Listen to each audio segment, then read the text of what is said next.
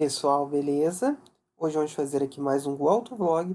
Hoje para eu falar a respeito das minhas impressões após guiar o novo Renault Kwid na versão Outsider 2020, com motor 1.0 SCE de 70 cavalos, e câmbio manual de 5 marchas. Antes de mais nada, eu gostaria de pedir a vocês que participem daquela área comunidade.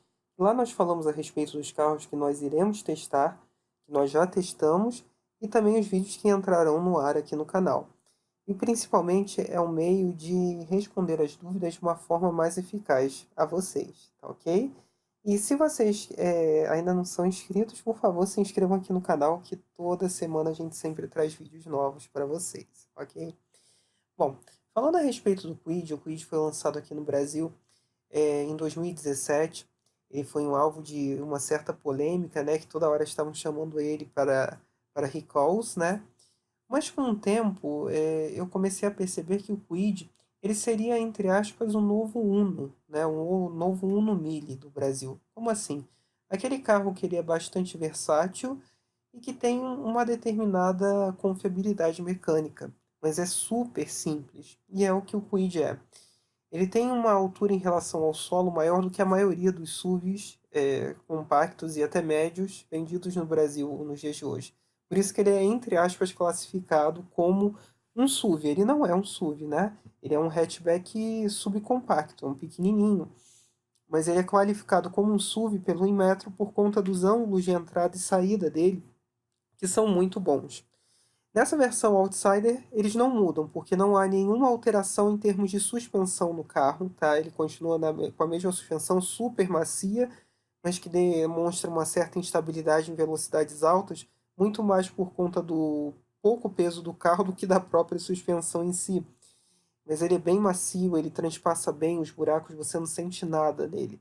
Uma característica que evoluiu muito no Kwid 2020, e o Outsider também reflete isso, são os freios com a adição do sistema ventilado, né? Ele tem discos ventilados agora.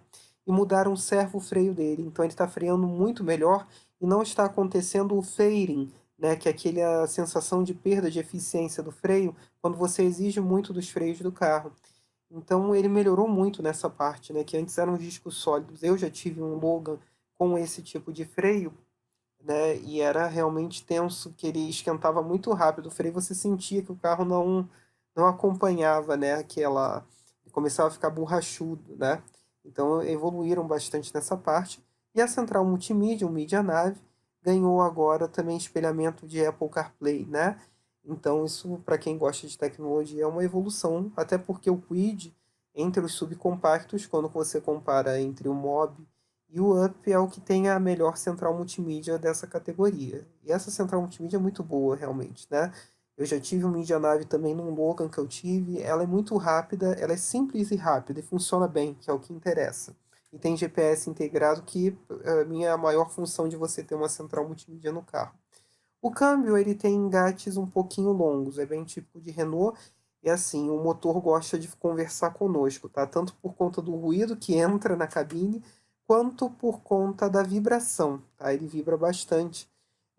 Ele não tem os comandos variáveis na admissão e no escape, como no Logan e no Sandero, né? Esse SC ele é mais simples. Ele gera 66 cavalos na gasolina e 70 cavalos no álcool. E eu acredito que falte sim uma opção automatizada para ele, como existia no Up, não existe mais, saiu de linha agora, e existe no Mob. Seria uma grande opção, até porque o Kwid, tal qual como os outros dois, é um carro principalmente para o uso urbano. Mas no mais, o espaço interno dele é bom, considerando o tamanho dele, né, externo.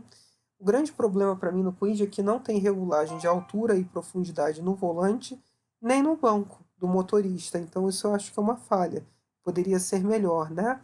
Nessa versão topo de linha que está saindo hoje por R$ 44.000, eu acredito que também merecia ganhar uns controles de estabilidade e tração, visto a altura do carro em relação ao solo. E principalmente porque quando você está em velocidade de rodovia, 100, 120 por hora, você sente o carro balançando muito quando você tem os ventos laterais. Para quem não está acostumado a isso, pode até assustar. Das outras características positivas, o porta-malas dele é bom, tá? Ele tem 290 litros, que é bom para a categoria. Eu acredito que ele poderia ter um sistema parecido com o do Up, né, que divide a mala em 2 partes, que você consegue dobrar o tamanho dela, eu acho aquilo bastante interessante, mas o do Kwid é muito bom.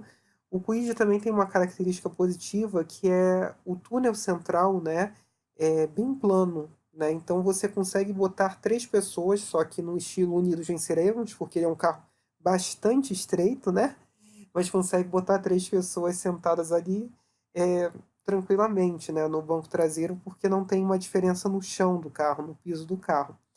Agora, falando na largura do carro, realmente você sente. Eu que sou uma pessoa grande, eu tenho 1,93 m, então essa questão de não ter a regulagem de altura do volante nem do banco, você sente muito ela. Eu fico com a cabeça atolada no teto, que não é nada legal, né? Poderia ser melhor, ainda mais num carro de 44 mil reais. Outra característica que você observa nessa questão da largura é que toda hora, às vezes, quando eu ia passar a quinta marcha ou a quarta, que são as marchas que ficam mais para o lado direito, eu batia com o meu cotovelo na pessoa que estava do meu lado.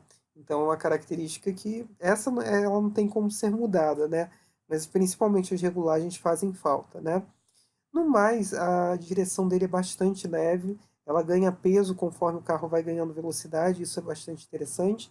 E a parte mais interessante dele, para mim, hoje, o Kwid é o carro mais econômico do Brasil. Eu testei ele com gasolina, ele estava com 66 cavalos. No ciclo urbano, eu obtive médias com ar-condicionado ligado de, pasmem, 14,1 quilômetros por litro de gasolina. Isso é muito pouco, é muito econômico.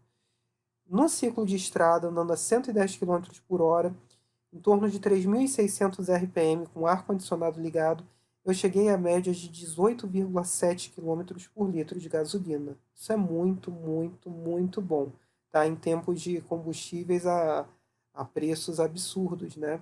Então eu gostei muito. E não é um carro que você sinta ele fraco, muito pelo contrário, ele é muito leve, então o motorzinho dele enche rápido. Eu acredito que ele poderia encher mais, como é um motor de 4 válvulas por cilindro, e ele não tem comandos de variáveis na admissão e no escape, ele poderia girar além dos 6.000 RPM, ele para em 5.800, isso poderia ser melhor.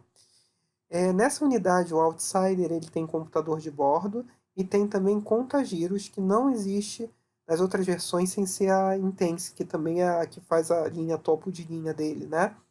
O Outsider ele adiciona a Intense, a maquiagem aventureira, né? Outra característica que é bastante curiosa no Kwid, que chama muita atenção da maioria, é que as rodas dele, ele não tem nenhuma versão com rodas de liga leve, né?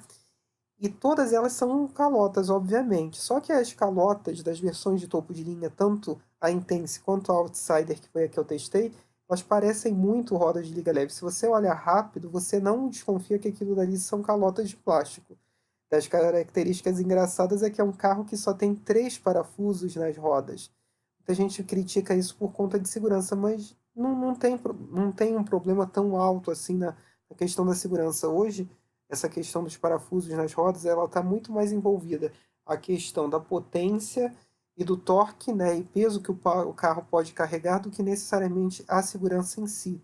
Então, como o Kwid é um carro muito leve, é um carro que não tem muita potência, ele pode se dar ao luxo ou à pobreza extrema, né, de não ter os 4 parafusos ou 5 parafusos como a maioria dos carros tem, né? Ele só tem 3 parafusos em cada roda.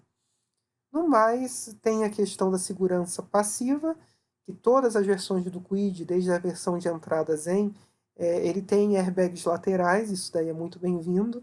Não à toa que ele conseguiu as 3 estrelas no Latch Cap, né? Principalmente por conta desses airbags. Também tem pré-tensionadores nos cintos, isso é legal. Tá? É difícil você ver um carro dessa categoria com um pré-tensionador que funcione assim tão bem. Quando ele percebe que você está desacelerando com um pouco mais de intensidade, nem a freada forte, você já sente o cinto começando a puxar sozinho para que você não vá de cara com o vidro do carro, né? Então é uma característica interessante, só que poderia ter, bato aqui novamente nessa tecla, os controles de tração e estabilidade que fazem falta.